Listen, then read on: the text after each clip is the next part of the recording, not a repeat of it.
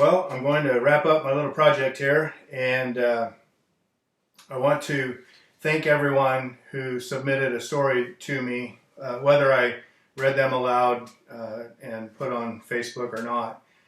Some people did not care to have their stories put out there, but if you sent me a story, I appreciate the stories. They were interesting to me. I learned something about each and every one of you, and I appreciate your trust that you have, that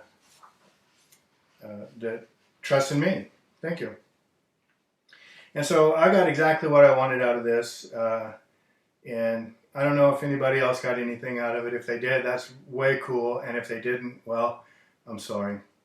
Early on in the first video, I quoted a singer-songwriter who I am fond of, Ray Wylie Hubbard, who, as I said, is fond of saying, days that I keep my gratitude higher than my expectations, I have really good days.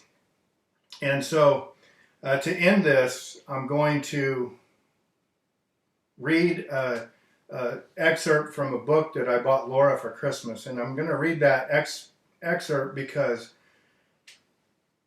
I was reading this and I thought, well, crap, there it is right there. This is what I was trying to do, and this guy's been doing it for 10 years. And the name of the book that this guy, Brandon Stanton, Humans of New York, he's been going around for 10 years taking pictures of humans and asking them to tell him a story. And so I'm going to read what his experience with walking up to people and asking them to tell them something about themselves. And then I'm going to attach a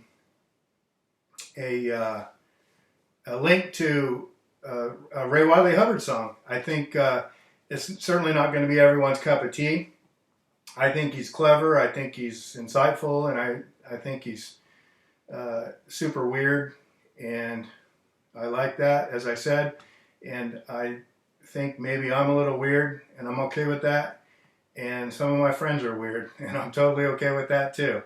So, at any rate, I'm going to read this excerpt from Humans of New York, and it goes like this. The creation of Humans of New York has always felt like a mixture of art and door-to-door salesmanship. The interviewing part was fun. The conversations are always interesting, and people seem to enjoy the process once it's underway. And since every person has had their share of battles and triumphs, it's usually not hard to learn a good story from a willing participant. What can be difficult is finding someone who is willing to share. The toughest part of my job has always been getting people to stop for a moment, to give me a chance. Because most people hate being stopped on the street, especially in big cities, where being stopped normally means you're being sold something. No matter how gently I approach someone, and no matter what words I use, a lot of people are going to say no. There may be days when not a single person says yes. So it takes a lot of endurance and patience and understanding.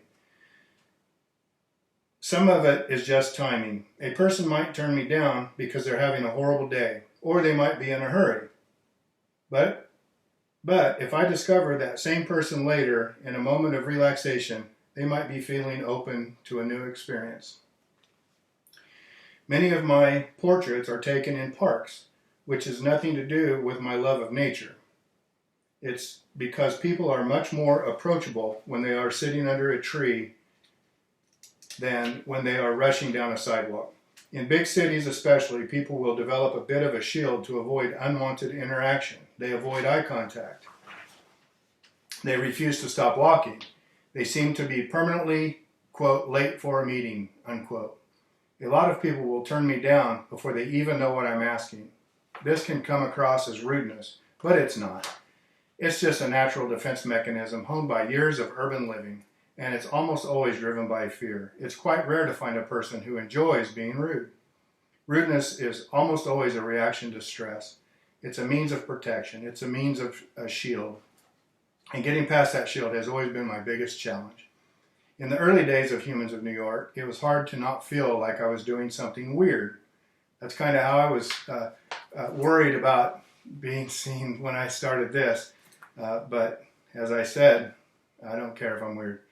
It's hard to maintain faith in the meaning and value of the work. After hearing several no's in a row, I'd want to go home and quit. But every time I broke through the shield and found a person on the other side, it was energizing. The moment a person agrees to be interviewed, everything changes. It's amazing how people transform when they realize you're not a threat. They become much more relatable, more familiar, more recognizable. Big cities can feel isolating because they rarely get past the point with Big cities can feel so isolating because we rarely get past this point with people. Everyone is hiding behind their shield. They're on guard at all times, at least until the end of the day, when they get back home around people they love and trust, and suddenly become themselves again. For all these reasons, the approach is perhaps the most important part of my job. It's the process of getting through to real persons, finding what's behind the shield and presenting it to others. If our shields are what separate us, it's what's behind them that brings us together. The struggles, the worries, the pain, the weakness, all the soft spots, the places where we protect. These are things that make us most relatable to others.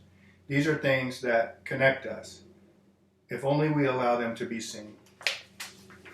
Man, that's like, I don't know, I was thinking of what I was going to say at the end of this, and out of happenstance, I purchased this book for Laura for Christmas, and I'm thumbing through it, and I read that, and I said, well, there it is. And so there it is. I hope you've enjoyed this, or at least found it interesting. And please click on the link to my Ray Wylie Hubbard song. I'm going to see, I'd be curious to know if how many of my friends who aren't already familiar with Ray Wylie, some of them are, what they think of this cat. He's a character, and I hope you enjoy. Thanks again for the stories, and peace out.